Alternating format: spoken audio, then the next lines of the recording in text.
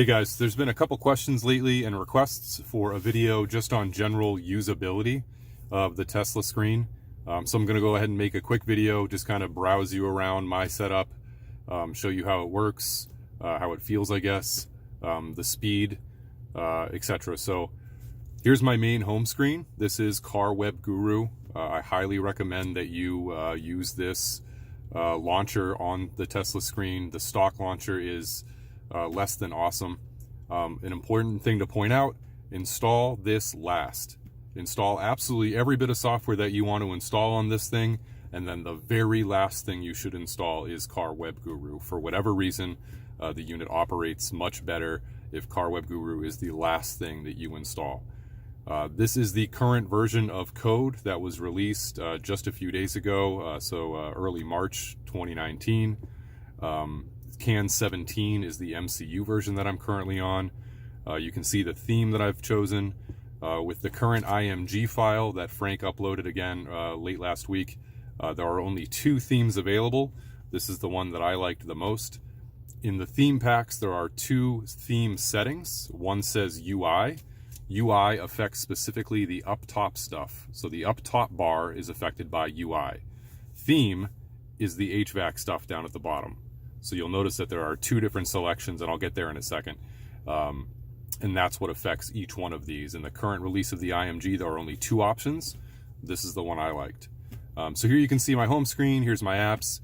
Kind of the top here is kind of business applications, if you will, and the bottom beneath is kind of more the entertainment side of things. I've chosen a background for this, just a simple black wood background. Power Amp is my default audio player that I have chosen, and you can see that I've put a couple widgets up top. I have my satellite widget to show me how many GPS satellites I'm currently linked onto. I'm in a garage right now, which has a room above it, and I still have 9 out of 12 GPS satellites, which in my opinion is pretty damn good. I have a weather widget. I have my music, what's currently playing. This will load album art if some is available. It's not for this album. I have advanced task killer on this. I have paid for this version, and I'll explain why. This unit doesn't have a lot of RAM. It has 2 gigs of RAM in it. I mean, your phones have way more than 2 gigs typically, and it's just not a lot for an Android-based platform, especially one that we're asking to do as much as we're asking of this. Advanced Task Killer allows an auto kill mode, and you can select apps that should get auto killed.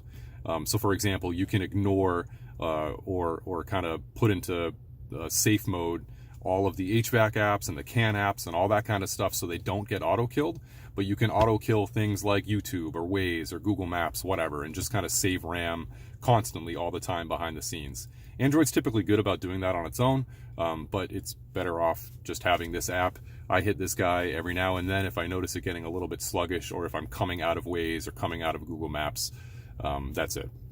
So I would highly recommend that you download and pay for Advanced Task Killer. I think it's $1, maybe $2, not really sure. So we'll browse around a little bit. You still have your factory InTouch. You can see it is labeled now as InTouch. Everything works there as it did normally. So I'm not necessarily going to go through InTouch. You should all be familiar with that if you own one of these Q50s. Settings up here refers to the settings for the car unit itself, the Tesla screen, as well as the Android stuff. Go ahead and set that. You can see now this is kind of the stock home screen. So if you don't have Car Web Guru, you'll get this on top, and then you'll probably get your media player, video player down here beneath. Obviously right now it's brought up settings. I'm leaving this here intentionally so you can see the version of CAN that I'm on, as well as the version of firmware that I'm on. They call it Framework. So this is December 24th, 2018 is the version of firmware that I am currently on. This is the current version of code. You can see how much RAM you're utilizing and how much you have total. You can see it's not a lot, and this thing just kind of idling, and I hit Advanced Task Killer before we started this video. Idling is using about 3/4 of a gig. Here's where you can do simple settings for stuff. Navigation allows you to select your default navigation app. I've obviously selected Waze here, so if you were to hit the GPS button, which is down here, the hard button, this now automatically brings up Waze for me. You can certainly select Google Maps if you're a Google Maps fan, or Here We Go, or whatever the hell else GPS application you decide to use. I use Waze. I won't get into any other kind of boring stuff. Dimmer now is fully operational in the new version of the 2.0. Some call it a 2.1. So you can tailor how bright you want it to be during the day. Obviously, I have that maxed. And then how bright you want it to be at night. I have that kind of even with what I feel like my dashboard illumination level is. System settings, you can go in here and change some stuff if you want to. A word of caution, don't change stuff if you don't know what the hell it is. It can punk out the unit and cause some behavior that maybe you don't want. System info, this is where we do an MCU upgrade, and it's pretty easy to access. Hold in the middle of this screen for a couple seconds, and it's going to bring you to the secret menu. If you're watching this right now, you probably want me to go through this. I'm going to post a separate video showing you how to do this, but just kind of throwing it out there. Let's see. So I'll bring up Waze. Waze is a pretty big app. It usually takes a while to load on any device. So we'll just go ahead and bring it up. It does take a second. Not going to lie, this isn't the fastest hardware that you're going to buy. It's certainly not as fast as like my Galaxy Note 9. It's not a flagship CPU, and it doesn't have a ton of RAM, but it brings up, it registers very quickly, and it shows you where you are. Waze does work quite well on this. I haven't had many issues with it, and it's really nice to have it front and center, and you're not having to play with your phone constantly. We'll get out of Waze. Go ahead and shut down. I mentioned PowerAmp is my default music player that I've selected for this. Car Web Guru makes this pretty easy. When you first install it, you'll have something similar to this. It'll have a bunch of junk icons, just standard stuff, and of course you're supposed to change that. If you want to change your factory music player, hold in the play button, and then you'll get this secondary menu. And now you can select what app you would like to use for your music. I've chosen PowerAmp. If we go back here, you get a bunch of other things. If you want to start customizing these icons, pretty easy. Hold in kind of the bottom left corner. Yours will say CWG. I've changed it to an Infiniti logo. That's the options menu, and then it brings up all the options. Pretty simple. You can change the background like I told you. I've changed it to the black wood background. Get out of here. Oops, sorry. You can change all of these widgets as well. You kind of hold here in the middle left. Now it's going to highlight everything green. Anything with a green box is customizable, so you can hit any one of these green things and then change it to anything that you really want to do. I'll just select the Gmail.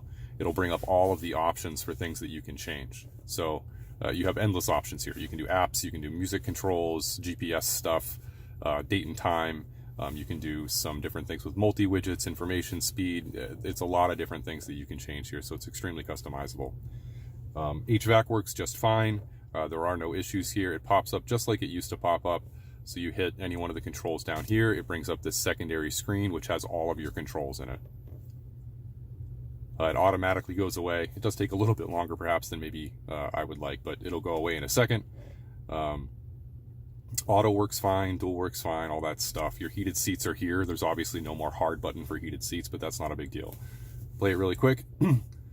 One good thing about this new MCU, as well as the new image, is that the center knob, that's the one behind your shift knob, if you will, allows you to change tracks with PowerAmp from any screen.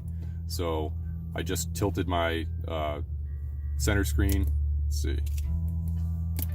Oh, my car's not on, that's why it's not working.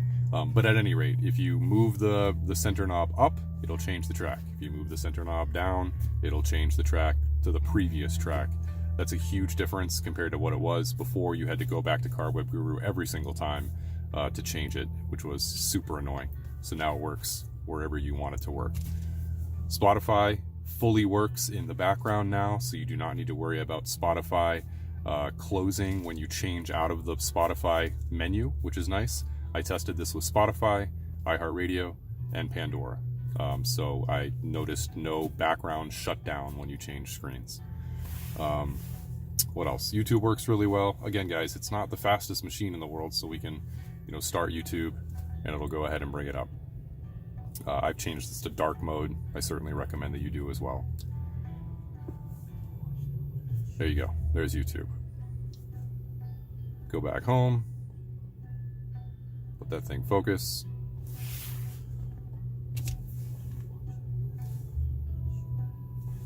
Doesn't want to focus. There we go. All right. A lot of you have asked about themes and how you could change them. I think somebody commented yesterday that they could only find them every now and then. Pretty simple to find, guys. So we'll just go over here to settings again. We'll go to system settings. Oh, excuse me, system info. We're going to do the trick. Hold that in. The code here is 7890. Enter. Then you get into the system menu. System settings is where themes is. We'll hit that. And here you go. You have UI number. I already mentioned UI affects the top bar here. And then you have UI style. UI style affects the bottom bar here. It's all in Chinese for this rev. I obviously have no idea what any of that says, but you only get two options.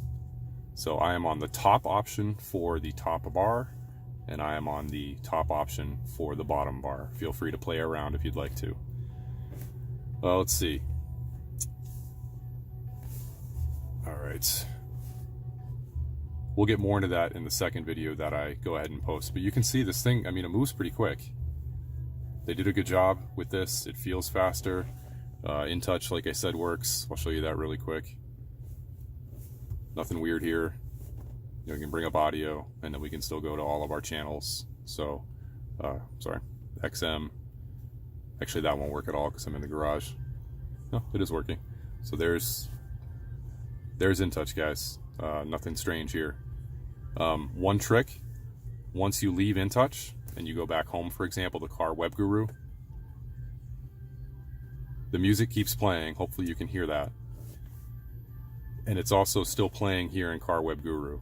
So it's kind of mixing the audio signals. It doesn't automatically switch to aux, although it kind of does. What you have to do is go back here up to music, and then on the stock music player, you got to play it. So you can see XM just shut off. Now I'm going to play. Here we go. Here's stock audio. I'm going to pause that. And it's really important. Close it. Hit the back button. Okay. Now we can go back home here. And we can play from Power Amp. So, you know, there's some idiosyncrasies here that you just kind of got to get used to. But once you do, it's pretty intuitive. It's pretty easy to work through. Not a lot here to annoy you. I'm going to stop here. Ask questions if you'd like to, but it's a pretty good unit. I'm very happy with it. Actually, I'll show you the reverse cam really quick. Reverse cam works just fine. I do have a 360 camera here. Forgive me, everything is covered in salt right now. So you have your reverse. You can see that you can change this just like you could with InTouch. I will admit this doesn't always pop up. I do not know why or when it pops up, but you can still make the changes that you'd want to change. I prefer the reverse cam and the 360 to be showing up. Then you do have your sonar here. The one thing that does not work that we are working on right now with engineering is getting the 360 front cam to pop up. If you were to get near a curb, for example, it does not pop up. Your sonar still beeps, but you will not get the front camera to show up with 360. So there you go. Quick update for you. That's it. Again, ask questions if you have any. Thanks.